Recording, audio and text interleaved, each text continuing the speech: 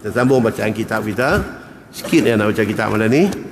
Kita masuk muka surat 152. Muka surat 152. Masalah membuat belot itu diharamkan oleh syarak. Yang apa yang tu? Belot diharamkan oleh syarak. Belot ni apa? Itu dulu. Belot ataupun dalam bahasa hadis ni dia kata ghulul.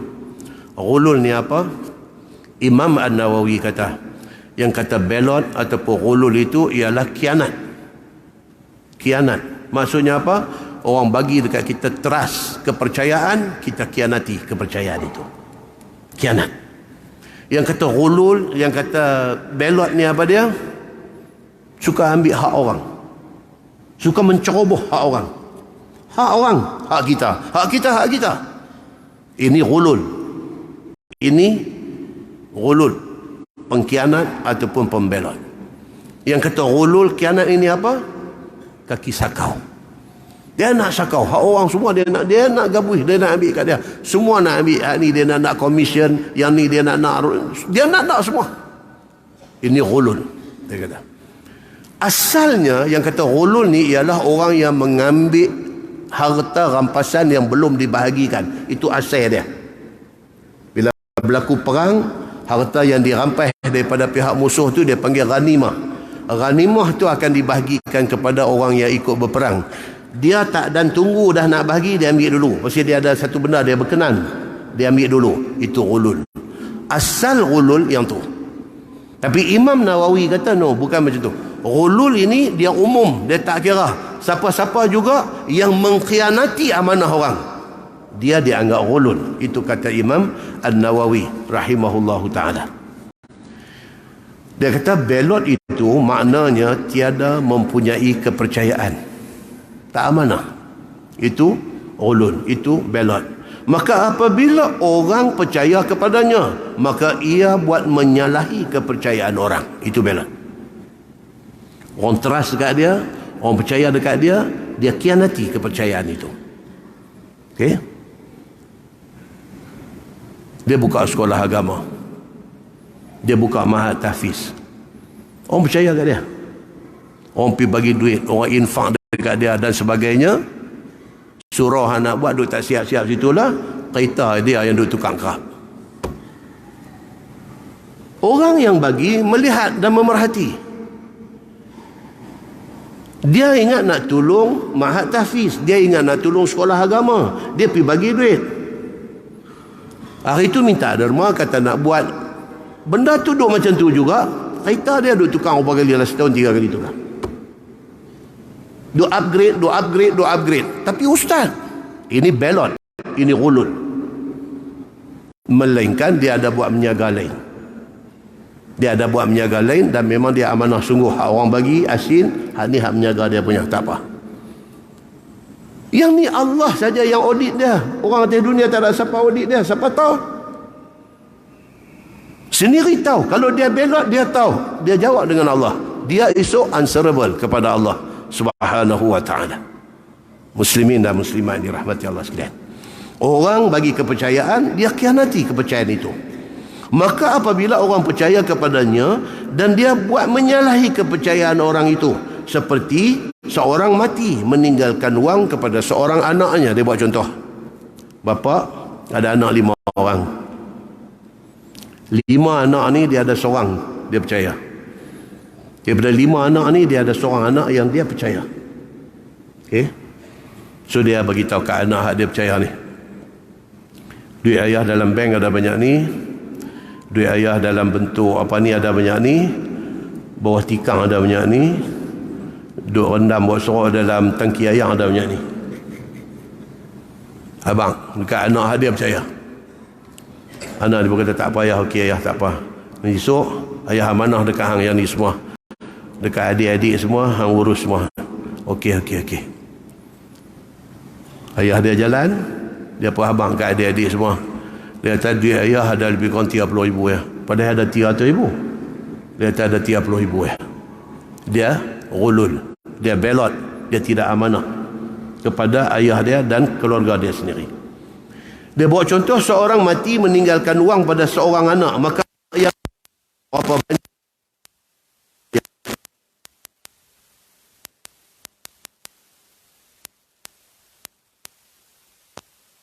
padahal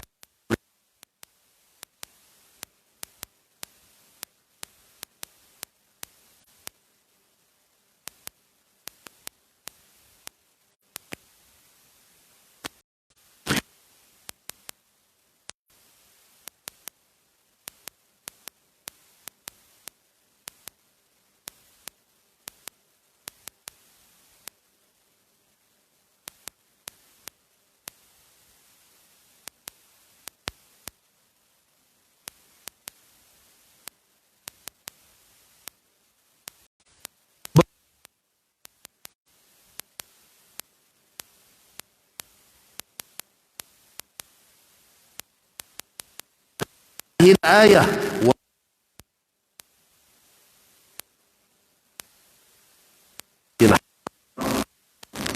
uftuqidat yaum badrin.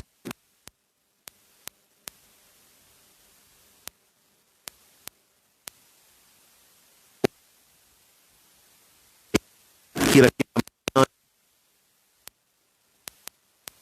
buat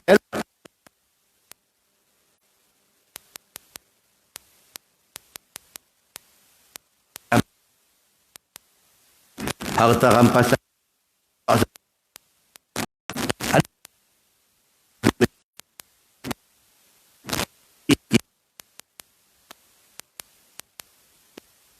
sahabat pirang ni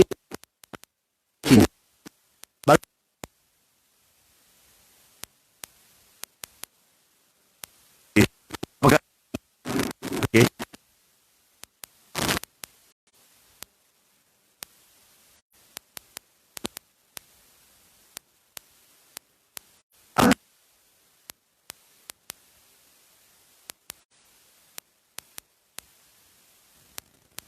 Merah itu setengah daripada barang rampasan daripada kafir yang kalah di dalam perang pada hari itu. Berlaku kes tu macam tu. Masalah kehilangan sehelai kain baldu daripada kumpulan barang-barang rampasan pada perang Badar. Apabila telah hilang kain baldu merah itu daripada barang rampasan, maka sudahlah jatuh salah sangka setengah daripada sahabat Nabi sallallahu alaihi wasallam. Tengok kain baldu merah tu missing, tak ada.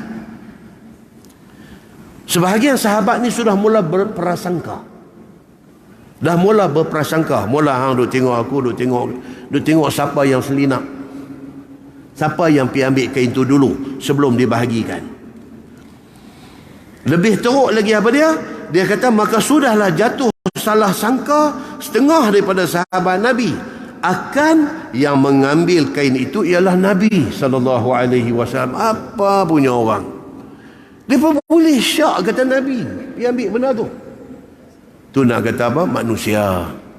Yang tu yang kata manusia. Dia boleh syak kata Nabi ambil. Masya Allah. Sebagaimana kata Abdullah bin Abbas radhiyallahu anhu. Dia kata faqala ba'dun nas la'alla Rasulullah sallallahu alaihi wasallam akhazaha. Maka kata setengah daripada mereka itu barangkali Nabi sallallahu alaihi wasallam sudah ambil dulu. Ada orang sudah keluar macam tu. Bila keluar perkataan setengah sahabat Nabi yang demikian itu, maka Allah Subhanahu wa taala lepaskan salah sangka mereka itu dengan turunnya Quran. Tak apalah Nabi. Faham Allah hantar ayat Quran nak bersihkan Nabi daripada sangka buruk itu. Maka itulah kata Ibnu Abbas radhiyallahu anhu, fa anzalallahu tabaraka wa taala wa ma kana linabiyyin an yaghulla ila akhir ayat. Dan diturunkan Allah Tuhan yang maha suci dan maha tinggi akan satu ayat Quran. Maknanya tidak sayogia dan tidak sewajarnya dan tidak sepatut sekali-kali bagi seorang nabi seperti Nabi Muhammad sallallahu alaihi wasallam membuat perbuatan belot itu. Turun ayat Quran. Adakah hangpa boleh ingat nabi buat benda ni? Turun ayat. Begitu. Biasalah berprasangka ni biasa. Kan Nabi hari giliran dia di rumah Aisyah radhiyallahu anha, isteri Nabi ramai. Hari giliran di rumah Aisyah. Tengok Nabi bangkit. Aisyah ni kan dia muda, dia kahwin dengan Nabi, dia muda. Jadi kebudak-budakan tu ada. Lagu berbual lena. Lepas tengok Nabi bangkit, buka mata sebelah, tengok dia prasangka. Dia ingat Nabi nak bangkit pergi rumah bini lain. Nampak? Nabi bangkit, Nabi ingat Aisyah tidur. Nabi pakai kasut, ambil kain, Nabi keluar. Aisyah ni satu macam yang duk ikut kat belakang. Nak tahu nak pergi rumah siapa. Tengok-tengok Nabi pergi ke perkuburan Baqi' pada muka. Nabi pergi kubur. Nabi sampai sana, Nabi doa.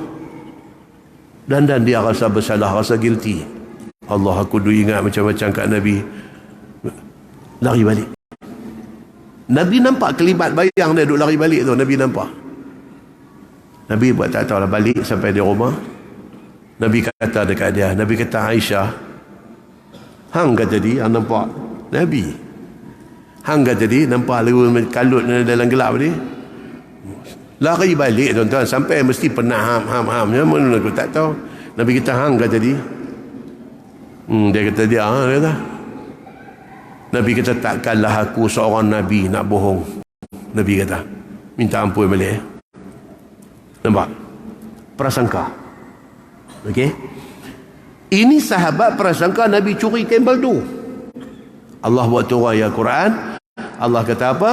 Maka li nabiyyin an yaghulla.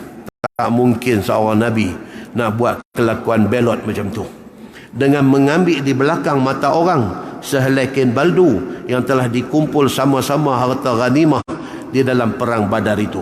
Padahal Nabi SAW sangat tahu tentang hukum pekerjaan itu. Maka janganlah sekalian kamu salah sangka pada kerja yang tidak layak dibuat oleh seorang pesuruh Allah, iaitu Nabi SAW. Dan dikatakan ia memperbuat yang demikian itu. Gamak hampa tuduh Nabi pergi ambil kain tu. Macam tu maksud ayat tu. Baik. Dan firman Allah Subhanahu wa taala yang berikutnya, wa may yaghlul yati bima ghalla yaumal qiyamah, dan bermula mereka yang membuat belot itu, yakni ambil barang daripada ghanimah itu di belakang mata orang lain, nescaya pada hari akhirat esok dia akan datang dengan memikul barang yang dia belot itu. Muslimin dan muslimat yang dirahmati Allah sekalian. Hadis Nabi beritahu apa dalam hadis lain? Riwayat daripada Abi Hurairah radhiyallahu anhu. Kata dia, qala Nabi sallallahu alaihi wasallam, sayati 'alan nasi sanawatun khadda'at. Hadis ini saya baca di masjid.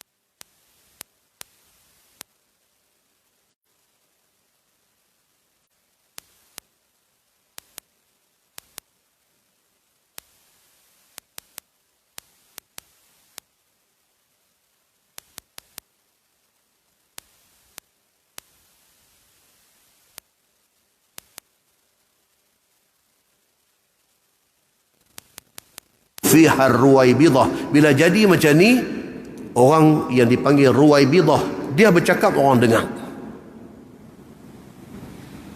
Sahabat tanya Nabi, wa ma ar-ruwaibidah? Siapa dia ruwaibidah tu? Nabi kata ar-rajulut tafi fi amril ammah. Orang bodoh tapi dia menjuarai isu-isu dalam masyarakat. Dia tak tahu apa, tapi pandai bercakap. Kerana pandai bercakap tu, orang percaya cakap dia. Bila mai keadaan ni, tunggulah melingkup alam ini. Maknanya apa? Nabi SAW beritahu, akhir zaman pengkhianatan ni cukup banyak jadi. Cukup banyak. Kerana itu sudah disebut sebagai tanda-tanda kiamat. Dalam Quran surah Al-Anfal, Tuhan kata, Inna Allah la yuhibbul khainin. Allah tak suka kepada orang yang khianat. Allah tak suka. Dalam ayat lain dia kata apa? Wa ma kana linabiyyin an yaghul wa man yaghlul ya'ti bima ghalla yaumal qiyamah. Tak mungkin Nabi akan buat khianat. Kerana orang yang buat khianat, apa yang dia khianat atas dunia, benda tu akan duduk atas tengkok dia di hari akhirat esok. Quran kata. Kalau atas dunia ni kita tipu, kita buat khianat melibatkan binatang ternakan, di hari akhirat esok binatang tu akan duduk atas tengkok kita. Satu padang mahsyar boleh tengok. Ni, duduk bawa lembu atas belakang. Kalau yang kita khianati itu tanah, kita duduk terkinja-kinja dalam, ditanam sekerat badan dalam tanah. Apa benda yang kita khianat di atas dunia, dia akan duduk atas belakang kita di hari akhirat esok. Siapa kata? Allah Subhanahu wa taala sebut dalam Quran. Muslimin dan muslimat yang dirahmati Allah sekalian. Dalam sebuah hadis lain riwayat daripada Abi Hurairah radhiyallahu anhu, dia kata qama Rasulullah sallallahu alaihi wasallam zata yaum. Duduk elok-elok ni Nabi bangkit berdiri. Nabi bangkit berdiri, fa zakarul ghulul. Nabi cerita pasal pengkhianatan, pasal belot, pasal pecah amanah. Fa azzamahu wa amma amrah. Cara Nabi bercakap tu menunjuk kata isu buat khianat, pecah amanah ini isu besar. Isu besar. Summa qala la ulfiyanna ahadakum yaji'u yawmal qiyamah ala raqabatihi ba'irun lahu rugha. Nabi kata jangan sampai di hari akhirat esok, hampa ni hadu ada depan aku ni, mai cari aku di padang mahsyar esok, mai cari aku dalam keadaan duk bawa ba'ir, duk bawa unta atas belakang. Nabi kata jangan sampai macam tu. Aku tak mau tengok benda ni. Yaqul ya Rasulullah aghisni. Nabi jumpa Nabi, dia kata ya Rasulullah aghisni, tolong saya, tolong saya, dalam keadaan duk bawa unta atas belakang. Tolong saya, tolong saya. Fa'aqul, Nabi kata la amliku laka syai'an qad ablaqtu. Nabi kata hari ini aku tak boleh tolong sebab aku dah habaq dah dulu. Ni pengkhianatan ni. Dia pergi tipu, untung yang dia dapat apa dia? Dia dapat unta. Dia pergi tipu, untung yang dia dapat kuda. Kalau zaman hari ini dia pergi tipu, dia dapat kereta. Kalau zaman hari ini dia pergi tipu, dia dapat rumah banglo. Kalau hari ini dia pergi tipu, dia dapat RM2, dia dapat emas perak, dia dapat share, macam-macam. Benda tu semua nanti mai lungguk atas belakang dia di hari akhirat esok. Semua orang tengok, oh dia ni patutlah tengok senang lenang. Oh, semua orang tahu aib kita tu sudah jadi azab di hari akhirat esok. Orang dah percaya kat kita. Orang bagi respect dekat kita. Tengok-tengok akhirat esok. Oh, dia. Tuan-tuan, kena jaga. Nabi kata hari itu, jangan mai jumpa aku. Minta tolong dekat aku. Aku tak boleh tolong pada hari itu. Nabi kata pasal apa? Pasal aku dah habaq benda ni. Hampa buat, hampa tanggung. Hadis itu hadis sahih. Riwayat Imam Muslim. Cerita-cerita tentang pengkhianatan ni. Dalam sebuah hadis lain, riwayat daripada Mus'ab bin Sa'ad radhiyallahu anhu, dia kata dakhala Abdullah bin Umar ala bni Amir ya'uduh. Satu hari dia kata Abdullah bin Umar bin Al-Khattab pergi ziarah satu kawan yang bernama Abdullah bin Amir wa huwa marid. Abdullah bin Amir, Ibnu Amir ni sakit. Anak Sayyidina Umar mai ziarah dia. Faqala ala tad'u Allah li ya ibn Umar. Ibnu Amir ni sakit tua. Bila tengok anak Sayyidina Umar mai, dia pun kata dekat anak Sayyidina Umar ni, dia kata hang mai tengok aku, hang tak mau doakan bagi aku sihat? Takkan mai tengok saja, doalah, hang orang baik, hang orang alim, hang orang saleh, tolonglah doa dekat aku. Mudah-mudahan sakit aku ni ringan, sakit aku ni berkurangan. Tak maukah doa dekat aku? Kata Ibnu Umar, inni sami'tu Rasulullah sallallahu alaihi wasallam yaqul la tuqbalu salah bighairi tuhur. Abdullah bin Umar bin Al-Khattab dia kata apa? Dia kata aku masih ingat lagi Nabi kata apa? Tak sah semayang kalau tak ada ayat semayang. Wala sadaqah min ghulul. Nabi kata tak guna hang bagi sedekah kalau sedekah itu daripada duit haram. Tuan-tuan, orang hari ini dia pergi makan duit haram. Lepas pencen dia pergi buka mahat tahfiz. Agak-agak tuan-tuan dia boleh cuci ke? Agak-agak tuan-tuan boleh cuci ke benda ni? Duit haram. Lepas pencen buka mahat tahfiz. Duit daripada mahat tahfiz tu dia kata, ya ni saya pakai duit gaji saya bersih. Boleh tak cakap begitu? Boleh. So masuk neraka, Tuhan buah dia dalam drum, balik masuk dalam neraka.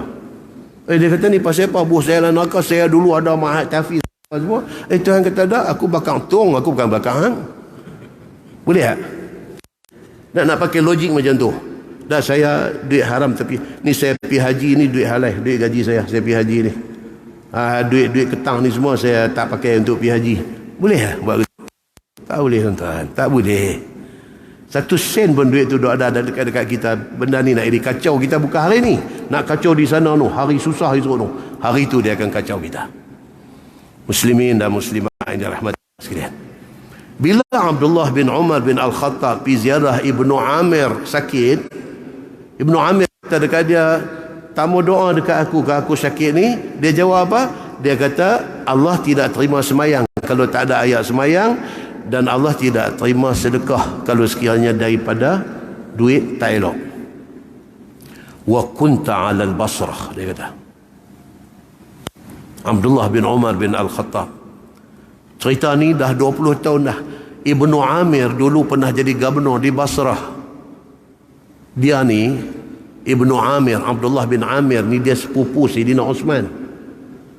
Sepupu Sayyidina Osman bin Affan. Kan isu Sayyidina Osman yang sampai kena bunuh tu, isu dia apa? Isu orang tuduh Sayyidina Osman ni nepotism. Dia lantik adik-beradik untuk pegang jawatan. Dia antara yang dilantik jadi gubernur di Basrah ni Ibnu Amir. Ibnu Amir ni sepupu sebelah bapa Sayyidina Osman, dua beradik dengan mak kepada Ibnu Amir, dua beradik. Jadi dia ni bagus, Ibnu Amir ni bagus. Semasa dia jadi gubernur di Basrah, semua orang puji, pentadbirannya bagus, disenangi oleh rakyat, semua cantik dia ni, rekod dia clean, cantik. Tapi ada satu cerita sampai dekat Abdullah bin Umar bin Al-Khattab pasal duit punya cerita. Ada satu kes duit punya cerita. Kononnya dia ada tak serah duit ke macam manakah masa dia jadi gubernur tu. Jadi Abdullah bin Umar bin Al-Khattab ni dia duk ingat benda tu, dia duk rekod benda tu. Tengok tuan-tuan, sahabat Nabi dia punya jaga benda-benda ni. Dia duk ingat benda tu. Bila pi tengok kawan ni sakit, tang sakit pi ziarah, dia pi ziarah. Bila pi kawan ni kata hang doa lah kat aku sikit, aku sakit ni. Dia kata aku tak boleh doa dekat hang pasal apa? Pasal 20 tahun dulu masa hang jadi gubernur di Basrah, hang ada cerita ketang sikit, dia kata. Dalam syarah hadis kata apa? Berkaitan dengan isu duit tak serah ke apa macam mana tak tahu. Dia kata tak guna aku doa dekat orang yang macam ni, dia kata. Ya Allahu Akbar tuan-tuan. Sampai macam tu sekali. Dia tak mau doa. Muslimin dan muslimat ini rahmati Allah sekalian. Sahabat Nabi ini dia ada kadang sampai peringkat tu. Dia tak boleh nak compromise dengan benda-benda tak betul ini. Dia tak boleh nak compromise. Jadi dibawa mai hadis sahih riwayat Imam Muslim, cerita tentang bahayanya bila kita terlibat dengan cerita-cerita ketak macam ni. Hadis riwayat daripada Sauban, qala Rasulullah sallallahu alaihi wasallam, man mata wa huwa bari'un min salasin al-kibr wal ghulul wad dain dakhala al-jannah. Hadis sahih riwayat At-Tirmizi. Nabi sallallahu alaihi wasallam kata, barang siapa mati dan dia mati dalam keadaan dia bari, dia bebas daripada 3 benda ni, dia masuk syurga. Nabi kata, siapa-siapa yang mati pada hari matinya dia bebas daripada 3 benda ni, dakhalal jannah. Nabi kata dia masuk syurga. Apa dia? Al-kibr. Dia tak pernah takabur. Hari mati dia ni, dia bukan satu orang yang takabur. Masya Allah. Tuan baru ni meninggal apa? Profesor Kamal. Oh, Masya Allah, orang bagus. Profesor Kamal Hasan. Masya Allah, orang bagus. Dia ni satu orang akademik, tokoh akademik yang disegani, yang dihormati, yang dia apa. Siapa kenal dia daripada zaman awal, bukan baru, daripada zaman awal sampailah hari mati dia. Satu orang yang tawaduk, bagus. Kawan rakan ni menangis bila dengar kematian dia. Orang Kelantan dia ni, Profesor Kamal Hasan. Orang-orang macam ni, dia bukan baru bagus, dia memang bagus. Tanya siapa pun, sebut nama dia, subhanallah, tak ada siapa akan kata dia ni ada tulis dakwah merah. Semua kata dia bagus. Siapa yang mati dalam keadaan macam tu, dia tidak ada dalam diri dia al-kibr, takabur, tak ada. Surau tu yang dia semayang mayat dia dekat Bangi tu, surau tu kuliah pengajian, dia tak pernah miss, dia ada. Mayalah siapa mengajak pun dia ada. Dia tu lagi yang alim 10 kali bila kawan ada main mengajak ni. Dia pergi, dia attend, ambil keberkatan majlis ilmu. Siapa yang mati dan kerana tidak ada takabur, dakhalal jannah. Nabi kata, mati dalam keadaan tidak terlibat dengan ghulul, dengan pecah amanah, dengan duit tak elok, dia mati, dia bersih daripada benda ni semua, dakhalal jannah. 100,000 ringgit yang ada dalam akaun dia tu semua duit bersih. Alhamdulillah, pejam mata harapan, jalanlah, pilah, selamatlah dia dunia akhirat. Wadain, mati dalam keadaan dia tak ada hutang. Hutang yang nak susah orang. Kan orang dulu kata, masa nak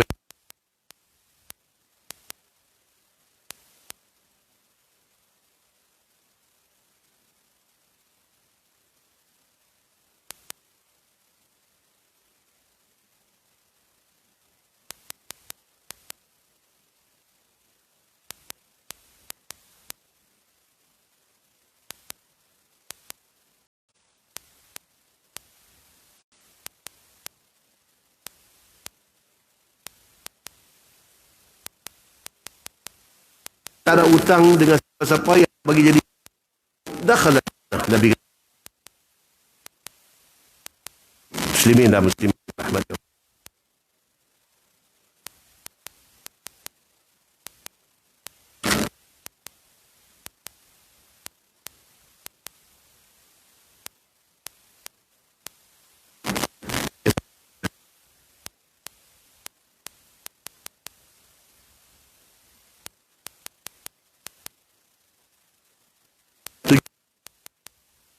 Dengan kerana itu orang Uhud dia ada tak bagi bapa ni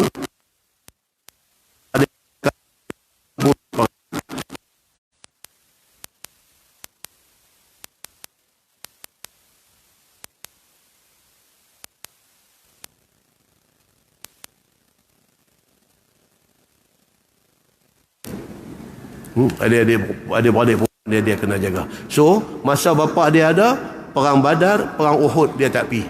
Pak dia syahid dalam perang Uhud, lepas itu baru dia join dalam peperangan. Kita nak tengok pula cerita tentang Jabir bin Abdullah ni. Lepas daripada mati bapa dia tu, apa dia buat? Oh, cerita dia ni panjang tuan-tuan. Bai'atul Ridwan, perjanjian Ar-Ridwan yang buat di Hudaibiyah. Dia salah seorang terlibat dalam perjanjian tu. Perang Siffin. Perang Siffin di antara siapa? Muawiyah dengan Sidina Ali bin Abi Talib.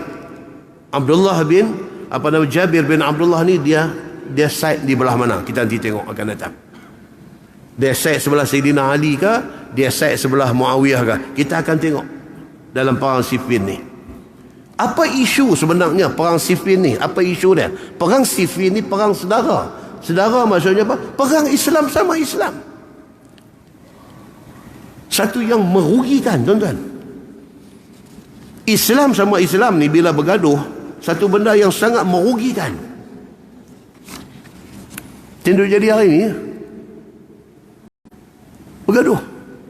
Tak kena yang ni, tak kena yang ni. Malam menjadi macam sarkas. Tak habis.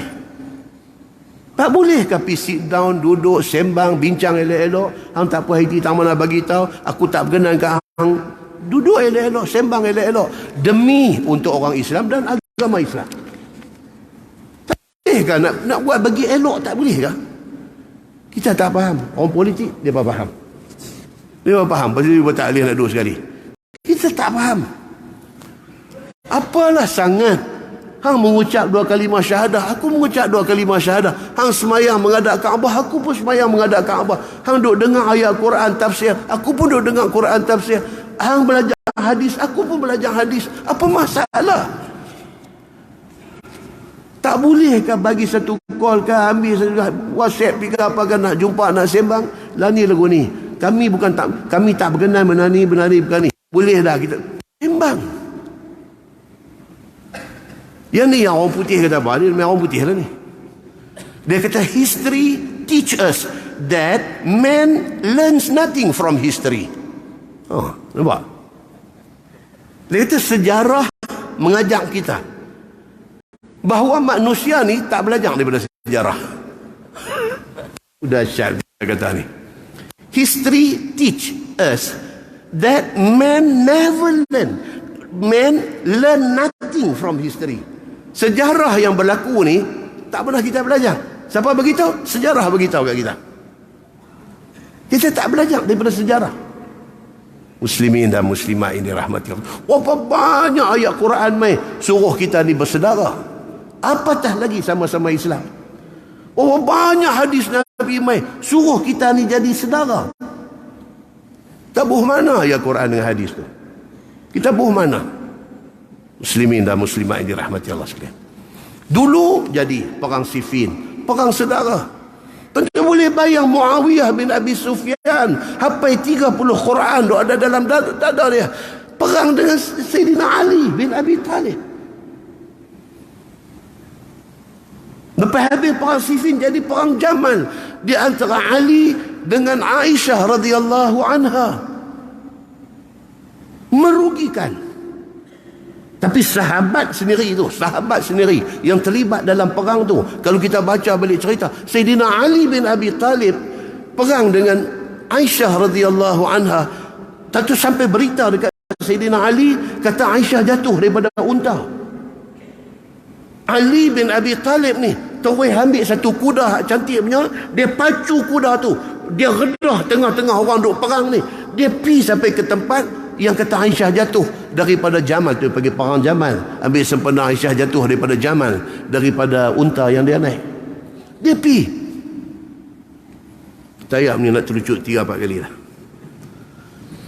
Dia pergi, dia tanya apa? Dia kata, ibu okey kah? Aisyah kata okey. Alhamdulillah, naik balik kuda balik. Seusai bila habis saja perang ni, Ali pergi masuk round dalam medan perang, jumpa sahabat-sahabat yang terkorban, sahabat-sahabat yang hafal 30 juzuk Quran mati bergelempang di sana sini. Ali kata apa? Ali kata kalau masa ni boleh ghostan balik, aku akan pastikan tidak jadi perang ni. Itu history, itu sejarah. Itu sejarah. Benda benda dah jadi. Dia kata, kalau boleh patah balik, aku akan cari seberapa banyak cara. Tak mau jadi benda ni. Macam itulah kita hari ni. Cari jalan. Kalau ada 10, cari 11 jalan. Kalau ada 11, cari 20 jalan. Jangan bergaduh sama orang Islam. Kita tangguh dengan tasbih kafarah. Terkejut itu dia Walti. Kita tangguh dengan tasbih kafarah. Subhanakallahumma bihamdika asyhadu an la ilaha illa anta astaghfiruka wa atubu ilaik. Bismillahirrahmanirrahim. Wal 'asr innal insana lafi khusr illa alladhina amanu wa 'amilus salihati wa tawasaw bil haqqi wa tawasaw. Allahumma salli ala Muhammad wa ala ali Muhammad. Bismillahirrahmanirrahim. Alhamdulillahi rabbil alamin. Hamdan yuwafi ni'amahu wa yukafi'u. Ya Rabb